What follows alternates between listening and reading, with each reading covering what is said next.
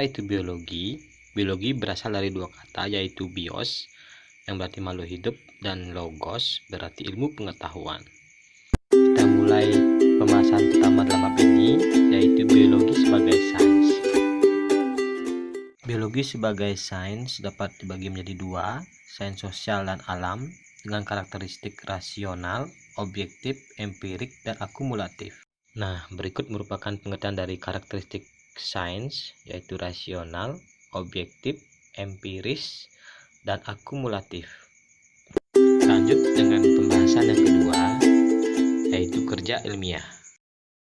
Dalam kerja ilmiah, seorang peneliti harus memiliki sikap dan metode ilmiah. Sikap ilmiah ditunjukkan dengan perilaku jujur, teliti, tekun, objektif, dan berpikir kritis.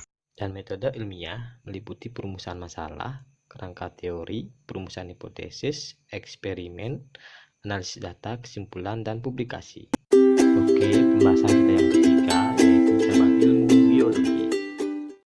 Ada banyak sekali cabang ilmu biologi, seperti sitologi tentang sel, histologi tentang jaringan, virologi tentang virus, bakteriologi tentang bakteri. Ada juga mikologi, botani, ornitologi, malakologi, genetika, dan masih banyak lagi cabang ilmu yang lainnya. Oke, kita lanjut pembahasan yang keempat, yaitu tingkat organisasi kehidupan dan permasalahannya. Yang pertama adalah molekul, yaitu gugusan yang terdiri dari beberapa atom yang diikat melalui ikatan kimia, seperti air, DNA, glukosa, dan yang lainnya. Berikut adalah contoh gambar DNA.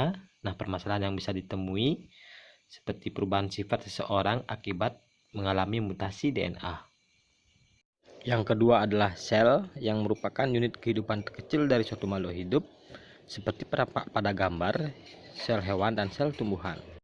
Nah, permasalahan yang bisa ditemui pada tingkat sel, seperti seseorang yang mengalami anemia akibat kekurangan sel darah merah atau eritrosit. Yang ketiga adalah jaringan, yang merupakan kumpulan sel sejenis yang memiliki fungsi yang sama. Contohnya adalah jaringan epitel, ikat, otot, dan jaringan saraf. Permasalahan yang bisa dijumpai pada jaringan seperti orang yang mengalami gangguan jiwa karena kerusakan jaringan saraf dan kram karena kelelahan jaringan otot.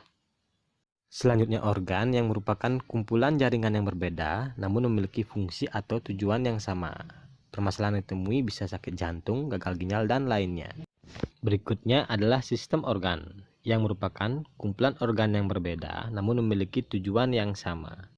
Permasalahan yang sering dijumpai seperti gangguan pada sistem pencernaan, pernapasan, sistem reproduksi, sistem imun, dan sistem lainnya. Berikutnya adalah individu, yang merupakan kumpulan dari sistem organ. Permasalahan yang sering dijumpai, setiap individu memiliki perilaku aneh untuk diterima di lingkungan sosial.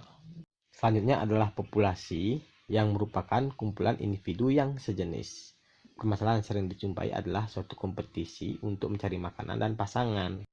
Kita lanjut dengan komunitas, yang merupakan kumpulan dari berbagai populasi. Nah, permasalahan di sini sering terjadi adalah predasi antar populasi hewan itu sendiri.